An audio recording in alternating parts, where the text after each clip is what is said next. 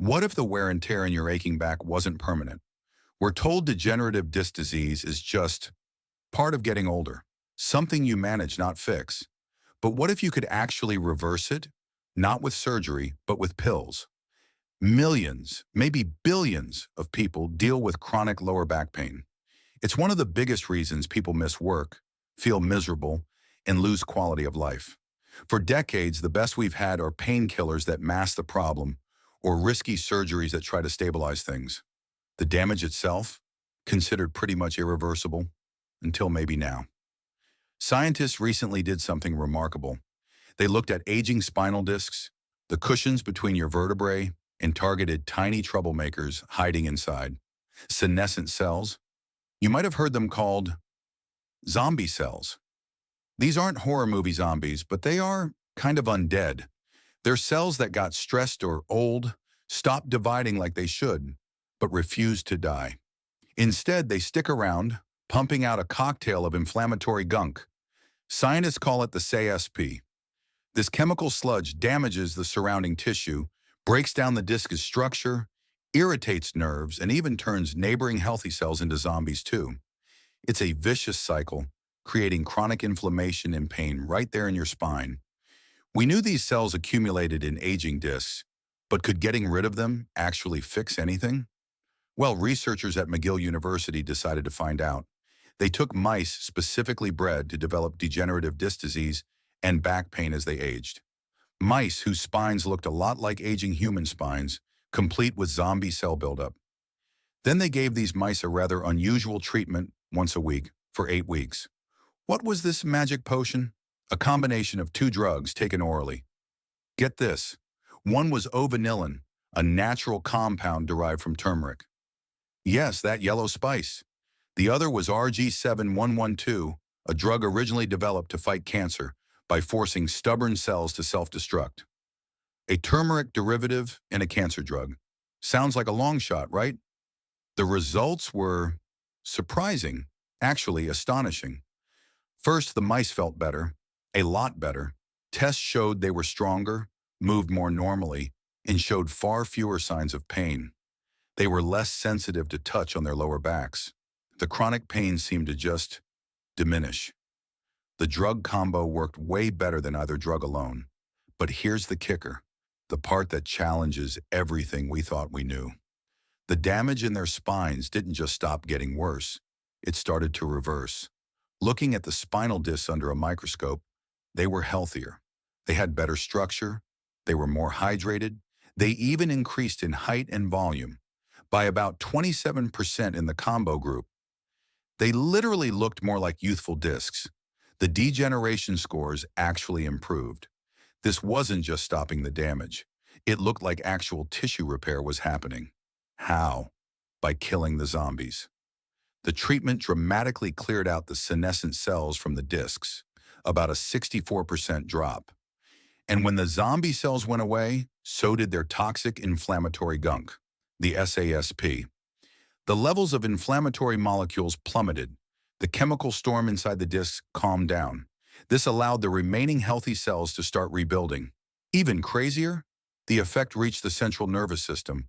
The treatment calmed down the overexcited pain pathways in the spinal cord itself. Markers for pain signaling and nerve inflammation dropped. So it wasn't just healing the disc, it was breaking the pain cycle at the nerve level too. A double whammy. And they did this with pills. Reaching the spinal discs with oral medication is notoriously hard because discs have very poor blood supply. But somehow this combination got there and worked. The researchers themselves were surprised. Professor Lisbeth Haglund, the senior author, admitted they didn't expect an oral treatment to be so effective at reaching the discs. Think about what this means.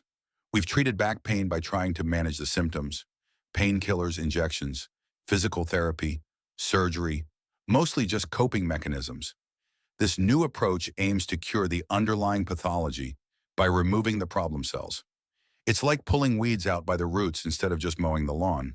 It reframes degenerative back pain partly as a disease of cellular aging, potentially treatable with an anti-aging strategy. And that turmeric connection? Apparently, adding o-Vanillin was almost an afterthought. They threw it into early experiments sort of on a hunch, knowing turmeric has anti-inflammatory properties, and it turned out to be a crucial zombie killer. Serendipity in science is a beautiful thing. It's not quite saying eating curry will fix your back. This is a specific concentrated compound, but it's fascinating that a molecule related to a common spice played such a key role. Now let's hit the brakes for a second. This was a study in mice. A very promising study, but mice aren't humans. Our spines are bigger, handle different loads, and age over much longer timescales. Will clearing zombie cells work the same way in us? We don't know yet. How long would the effects last? Would you need repeat treatments? Are there long-term side effects we didn't see in an 8-week mouse study? RG7112 is a potent drug, even if used at lower doses than in cancer therapy.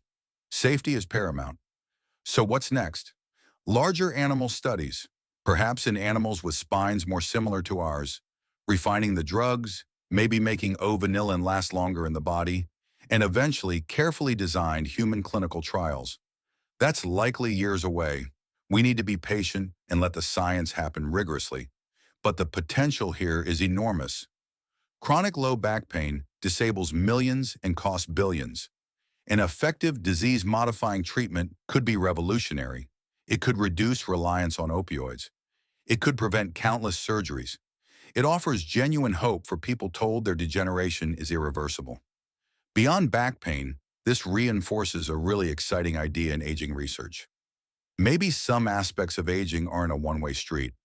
Maybe we can target the cellular processes of aging, like senescence, to treat or even reverse age-related diseases. If you can rejuvenate a spinal disc, what about arthritic joints, osteoporosis, maybe even some aspects of brain aging? The zombie cell hypothesis is being tested across many conditions. This study just gave it a major boost. So we're left with this tantalizing possibility. Zombie cells lurking in our spines, driving degeneration and pain, and a potential fix involving compounds from turmeric in cancer research, delivered by a simple pill. It suggests our bodies might have a greater capacity for repair than we thought, if we can just clear out the cellular troublemakers. What other seemingly irreversible conditions are actually driven by processes we're just starting to understand? What else could we fix by tackling aging at the cellular level? Keep watching Deep Research, because we'll be right here, digging into the next discovery that might change everything.